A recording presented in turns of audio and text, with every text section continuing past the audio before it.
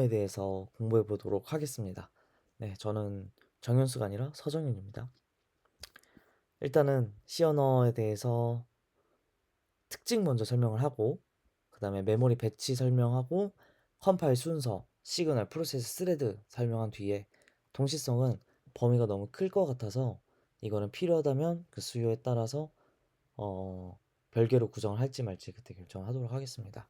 그리고 프로시저 같은 경우는 객체지향과 대비되는 개념으로서 절차지향적인 언어다라고 이야기를 하는데 그게 프로시저로 많이 설명이 돼요. 한 번쯤은 들어보셨을 거예요. 수업 중에도 여러 번 나왔었고 그래서 이제 그거의 정체가 무엇인가를 밝혀보면서 객체지향과의 차이점을 어떤 식으로 구별할 수 있는지 이런 것들을 살펴보도록 하겠습니다. 네, 절차적 언어이다. 순차적이라는 거죠. 먼저 호출된 게 먼저 실행되고 이런 식으로 동작을 한다는 거예요. 뭐 이거 언어긴 한데 모두 전역 함수다라는 거. 이건 잊기 쉬운 내용인 것 같아서 일단 그냥 적어놨고요. 어디서나 호출 가능하죠. 전방 선언만 돼 있으면 혹은 이제 헤더 파일이 되어 있으면 헤더 파일이 되어 있으면 왜 될까요? 그거는 이따가 전처리 때 변수 함수 밖에 선언돼 있으면 전역 변수 함수 안에 선언돼 있으면 지역 변수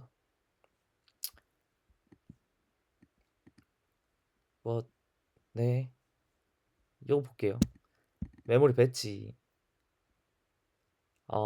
일단은 이제 저희가 배운 내용들을 최대한 반영하고자 가장 이제 잘 반영되어 있는 그런 사진을 가지고 왔는데요. BSS는 전역 변수의 값이 담겨 있어요. 초기값 없는 변수. 이게 어떻게 저장된다고 했죠? 모두 0으로 돼서 초기화 된다고 하거든요. 그건 누가 해주냐? 그건 이제 CT0라고 하는 그 어,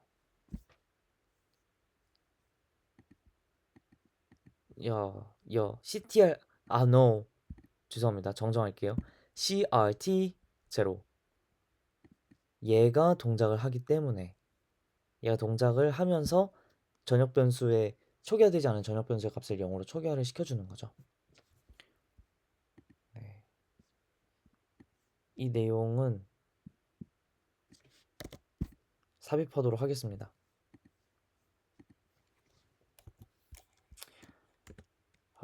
되게 많이 나왔는데 되게 외워지지가 않는 내용이네요. str 0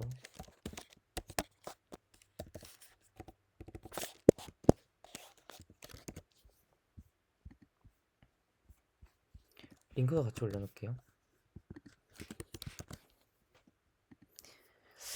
네, 그래서 이제 이 BSS 영역에서는 전역 변수가 담긴다. 그리고 이 데이터인 곳에는 데이터 이곳에는 전역 변수, 초기 값이 있는 변수들이 여기에 들어가게 되는 거죠. 그리고 저희가 콘스트라고 불리는 것들, 얘네들은 램에 들어가긴 하는데 리드 온리 데이터죠. 리드 온리 데이터. 리드 온리 메모리. 많이 들어보셨죠? 리드 온리 데이터. 상수값 데이터. 네, 뭘 생각하시면 될 것 같냐면, 그냥 상수 스트링을 생각하시면 될 것 같아요. 잠시만요. 금방 말씀드린 거는 상수값 스트링.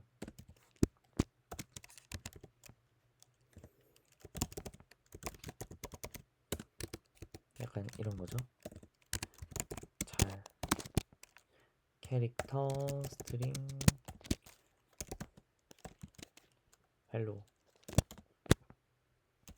이런 거 말하는 거죠. 이거는 변경할 수 없잖아요. 이 데이터 어디 있게요? 이 데이터, 이 저장하려는 데이터, 이거 변경 가능한가요? 얘가 포인터잖아요. 그럼 얘는 어디 있을까요? 상수값 데이터인 거죠. 리드 온리 데이터. 변경하려 그러면 어, 안 되는 거죠. 텍스트, 기계어 코드, 저희가 작성한 코드 영역, 저희가 작성한 코드들이 이 텍스트에 담기는 거죠. 어, 이제 얘네들이 실행되면서 순차적으로 이제 넘어가는 거죠. 계속 이제 넘어가면서 값을 실행하려는 프로시저를 하나씩 읽고 넘어가고 실행하고 읽고 실행하고 넘어가고 이런 식으로 반복적으로 동작하게 되는 거라고 볼 수 있습니다. 그리고 이제 스택은 위로 계속 쌓이죠. 힙은 위에서 내려오고 힙을 너무 많이 할당했다 그럼 스택 공간이 이렇게 작아지는, 그러면은 실제로 할당받는 공간은 네 뭐 이렇게 볼 수도 있겠지만 실제로 프로그램이 할당받는 공간은 요 정도 요 정도다. 저희가 신경 써야 되는 거는 요 정도다. 특히나 힙메모리가 다 찰 경우는 얘는 이제 그 하드웨어가 가지고 있는 어떤 그 메모리가 다 차지 않는 이상 이게 다 차는 일은 거의 일어날 수 없고, 스택은 거의 이제 한정이 되어 있어요. 프로그램마다 한정이 되어 있어요. 리눅스 강의 때도 이야기를 했지만 프로그램마다 할당되어 있는 스택 사이즈가 결정이 되어 있기 때문에 제귀에 네 이렇게 이야기해도 될까요? 제귀의 깊이가 깊어지면은 호출해서 아직 실행이 끝나지 않은 녀석들에 대한 데이터가 쌓여요, 스택에. 그러면 이제 그게 너무 많이 쌓였다. 그러면은 스택 오버플로우. 더 이상 실행할 수 없다라고 판단하고 시스템이 종료돼 버리는 거죠. 그러면은 그건 어떻게 종료될까요? 얘가 다 찼다는 거를 이 프로그램이 이 스택 사이즈가 넘어갔을 때 아는 거죠. 그러면은 뭐가 날라온다? 스택 오버플로우에 해당하는 시그널이 날아온다. 그럼 시그널은 무엇이냐? 이따가 설명드리도록 하겠습니다. 아무튼 뭐 이런 메모리 구조를 조금 잘 공부를 해보시면 좋을 것 같고, 네 지금 다 설명하기에는 그러니까 더 설명드릴 수 있긴 한데 어 저도 이거를 100% 전부 알 수는 없는 노릇이니까 네, 심화 학습은 스스로 만약에 제가 틀린 게 있다 그러면은 댓글 달고 공유해주기, 아시겠죠? 그 다음에 컴파일 순서, 이거는 승채님께서 한번 이야기를 해주셨었죠? 저희가 가지고 있는 건 이제 C 파일이다. 처음에 저희가 코드를 작성하고 뭐 헤더 파일 작성하고 이런 것들이 다 C 파일이다. 그럼 C 파일에 요 프리프로세서 전처리기 얘는 뭐 할까요? 샵이 사라져요. 샵 define, 샵 include 막 이런 거 있잖아요. 샵 program once 뭐 이런 거 있잖아요. 이런 것들이 다 사라져요. 사라진다? 뭘 한다고요? 거기에 해당하는 동작을 해주는 거죠. 그럼 얘가 만약에 이 a.c가 include math.h 혹은 이제 stdioh를 헤더 파일을 include 했어요. 그럼 이게 하는 동작은 뭐냐? 거기다가 복사 붙여넣기예요. 그냥 복사 붙여넣기. 근데 헤더 파일마다 헤더 가드라는 게 있죠.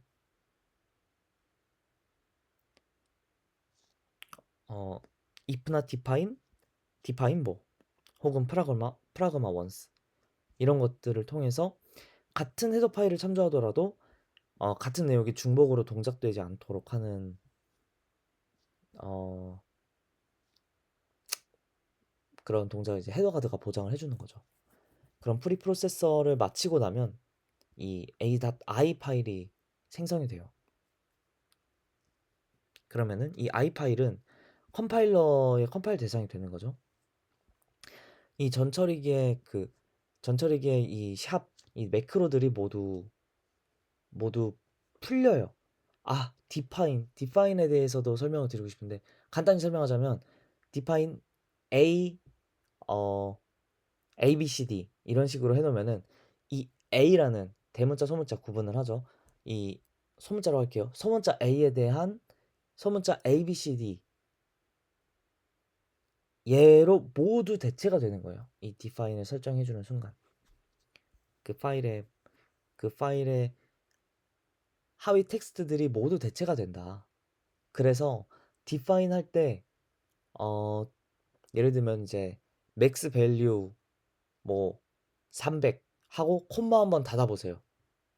그러면은 아주 미친 일이 일어날 겁니다. 맥스 밸류를 쓰는 순간 그게 그 300 세미콜론으로 닫혀버려가지고 아무것도 정상적으로 동작할 수 없게 돼버려요. 이해되셨죠? 코드로 보여드리고 싶은데 죄송합니다. 넘어갈게요. 시간이 없네요. 컴파일러가 이제 이걸 가져다가 컴파일을 해주죠. 컴파일이 뭐냐? 요 어셈블리어 파일로 만들어주는 거죠. 최적화 옵션을 통해서 최적화를 해주기도 하고 최적화를 안 해주기도 하고 여기서 나오는 또 키워드가 뭐다? 볼러타일을 통해서 최적화를 안 해줄 수 있도록 만들 수 있죠. 그게 뭐냐? 데이터를 언제나 가져오겠다. 이 볼러타일 얘는 휘발성이 있기 때문에 얘는 언제나 데이터를 참조해라 라는 키워드인 거죠. 그래서 최적화가 안 된다. 볼러타일 붙은 키워드 볼러타일 uint 8t 해가지고 뭐 선언하면은 이제 여기에 대한 변수에 대한 값은 절대로 메모리에서 언제나 가져오겠다가 되는 거죠. 그러면은 여기서 중요하죠. 이 S 파일, 컴파일러가 만들어준 이 어셈블리어 파일 얘네들은 어떻게 될까요? 얘네들만으로는 동작 못하죠. 아까 stdio 이런 애들 인클루드를 해오긴 하는데 그럼 얘네들의 소스 코드는 어디 있지? 소스 코드 외부에서 땡겨오죠. 외부에서 이미 컴파일된 녀석이 있는 거예요. 얘네들을 땡겨오는 거예요. 어셈블러가 이 어셈블리어 코드를 기계어로 하나하나 바꿔주는 거죠. 그 막 골뱅이 어쩌고 저쩌고 막 하는 그런 문서를 본 적이 있으실 거예요. 저도 아마 있을 거예요. 잠깐만요. 아, 없는 듯요. 제발 하나만. 네, 없네요. 지금 찾기 힘들 것 같아요. 아무튼 이 오브젝트 파일 열어보면은 막 골뱅이, 캐럿, 막 어쩌고 저쩌고 막 하면서 이상한 언어가 있는데 그게 그 뭐 10101111 뭐 이렇게 완벽히 대치되는 이 기계어로 그 기계어로 완벽히 대치되는 녀석들이에요. 아무튼 그 파일들이 라이브러리 파일, 이거는 이제 아카이브죠. 아카이브인데 이건 정적 아카이브 파일인 거고 리눅스에서는 뭐 쓴다 그랬죠? 쉐어드 오브젝트 SO 파일을 쓴다 그랬죠. 그러면 이제 얘네들 링커가 싹 다 모아가지고 하나의 실행 파일로 만들어주는 거예요. 놀랍죠? 이거 잘 외워야겠죠? 근데 면접에서는 어떻게 질문이 나올지는 저도 잘 모르겠습니다. 근데 이 과정은 중요하다.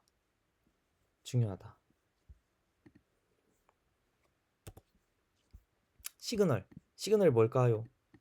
시그널은 저희가 언어를 사용하잖아요. 언어. 안녕하세요. 인사죠. 안녕히 가세요. 작별 인사죠. 근데 저희가 약속을 하는 거예요. 내가 하면은 안녕하세요라고 알고 이렇게 하면은 안녕히 가세요라는 걸 안다. 그러면은 안녕히 가세요, 안녕하세요 라는 거를 해석할 필요가 없어지죠.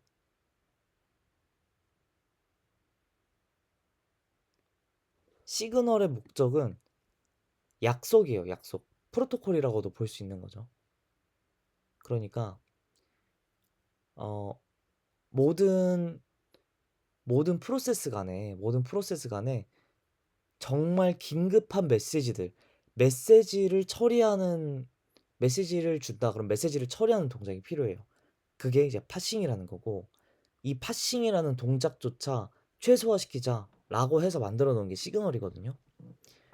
그러면은 다 있는 거예요. 한 번 튕기면 아, 너 멈춰. 두 번 튕기면 너 중지해. 세 번 튕기면 너 세그폴트야. 네 번 튕기면 아까 말했듯이 뭐 뭐였죠?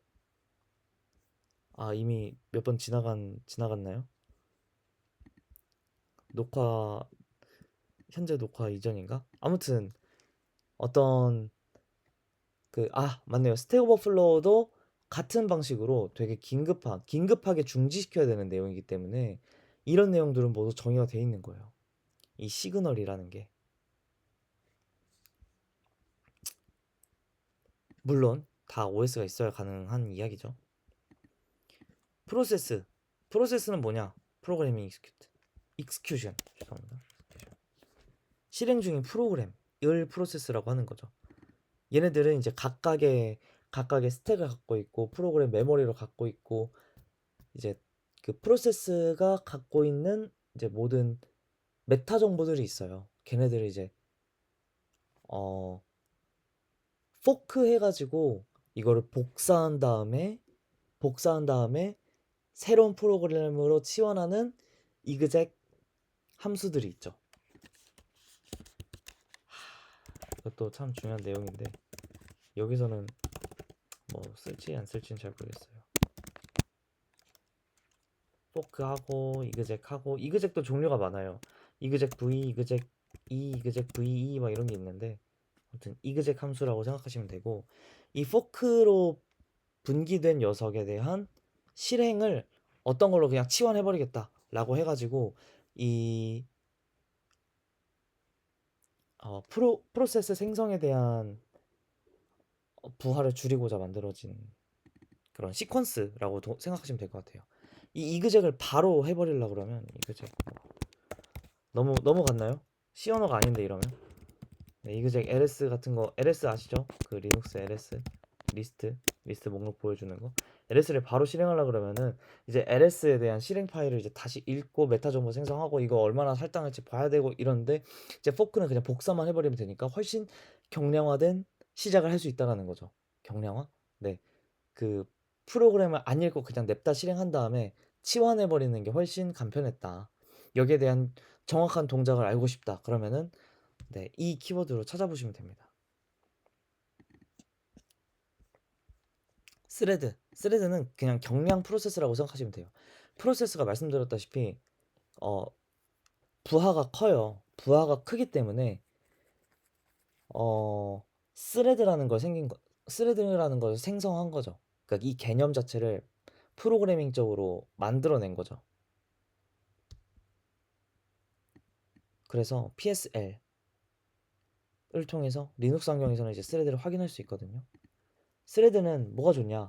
하나의 프로세스 안에서 돌아가는 것처럼 보이고 그렇게 동작하기 때문에 프로세스가 가지고 있는 메모리에 직접 접근할 수가 있어요. 물론 이제 그렇게 되면은 이 동시성에 대한 내용이 나오게 되는 거죠.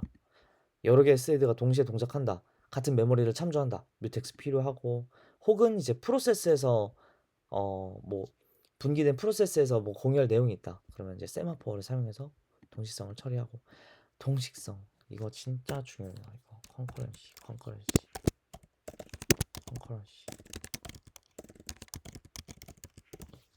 중요합니다. 자, 이제 마무리할게요. 프로시저는 프로세스를 절차적으로 기술하는 거예요. 프로세스 네, 하나 둘 셋 넷 이렇게 명시적으로 구분할 수 있는 단계가 있는 거죠. 뭐 더한다 라고 하면은 A와 B를 더한다. A 읽는다. B 읽는다. A를 B에 더한다. 더한 값을 어디에 저장한다. 그러면은 그 임시 저장된 값을 다시 어딘가에 저장해서 반환한다. 그러니까 이런 식으로 동작하는 이 하나하나의 절차 이게 다 프로시저라는 거거든요. 각각의 기능 한 줄의 코드 일단 일반적으로는 얘네 자체는 반환값이 없어요. 근데 엄밀하게 구분해서는 반환값이 없다라고는 하는데 뭐 언제나 그렇진 않다라고 합니다. 그러면 이제 프로시저, 함수, 메서드 이런 식의 단어 개념들이 있는데 함수랑 그럼 프로시저는 뭐가 다르냐? 함수는 일단은 저희가 생각하는 그런 일반적인 함수 말고 순수 함수라는 개념이 있어요. 이 순수 함수는 뭐냐? 언제나 같은 인풋 값에 대해서 같은 아웃풋을 내놓는다. 이건 일단은 그 수학에서 사용하는 함수라는 개념과 동일한 개념이고요. 프로시저는 사이드 이펙트가 존재하는 게 함수와 가장 큰 차이점이라고 볼 수 있습니다. 예를 들면 이제 동적 할당, 메모리에 접근해가지고 뭔가 변화를 일으키죠. 하드웨어 레지스터 접근, 하드웨어 레지스터 접근하는 게 뭐예요? 뭐 LED를 켜거나 끄거나 이런 거를 만약에 이제 토글 한다고 해보면은 켜져 있으면 끌 거고 꺼져 있으면 킬 거고, 이건 이제 순수 함수 기준 동일한 아웃풋이 아니죠. 동일한 인풋에 대한 아웃풋이 아니죠. 입출력 또한 내가 A를 썼어요. 내가 A 파일에 A 쓸게 하면은 이제 A에다가 A.텍스트에다가 A를 썼어요. 그러면은 A가 써지겠죠. 그럼 이거 한 번 더 실행해요. 그럼 같은 자리에 A가 써지나요? 아니죠. 다음 자리에 A 써지거나 이런 식으로 동작을 하겠죠. 아무튼 이런 식의 그 이 부작용, 사이드 이펙트가 가장 큰 차이점이다 라는 거죠. 함수는 언제나 순수 함수를 기준으로 이거를 보장하도록 하는 것이 가장 좋습니다. 하지만 현실적으로는 불가능하다. 그래서 지금까지 설명드린 거는 이제 프로시저랑 함수랑 차이점은 사이드 이펙트다. 사이드 이펙트가 뭐냐? 인풋 값과 별개로 동작할 수 있는 어떤 뭐 역등성이 없는 이라고 할 수 있는데, 역 역등성 어렵죠. 역등성 언제나 실행해도 똑같은 값을 내는 약간 이런 거 역등성이거든요. 영어로는 처음 보네요. idempotent. 아무튼 메서드 이게 중요하죠.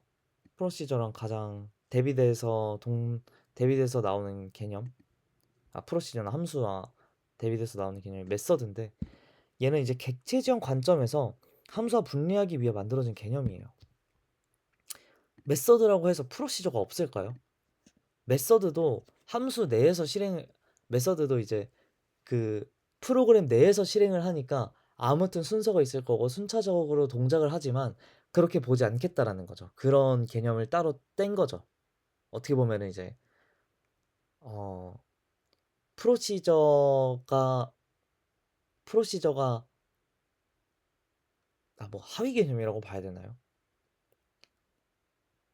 메서드는 아니죠. 포함 관계라고 할 수 있죠. 네, 넘어갑시다. 죄송합니다. 메서드 객체 지향 관점에서 함수 분리하기 위해 만들어진 개념. 객체가 가지고 있는 값이 중요한 거고, 그 다음에 넘겨진 파라미터 값이 중요한 거고, 그 다음에 프로시저로 그 기능을 동작하게끔 한다 라는 게 메서드라는 거죠. 얘는 절차적인 프로그래밍과 비교했을 때 객체 간의 협력, 그리고 메시지를 통한 소통, 이게 중요하다. 네, C 언어에 대한 전반적인 이해는 사실 여기까지 있으면 좋을 것 같다. 나머지는 뭐 부가적인 내용이라고 생각해서 여기까지 하도록 하겠습니다. 감사합니다.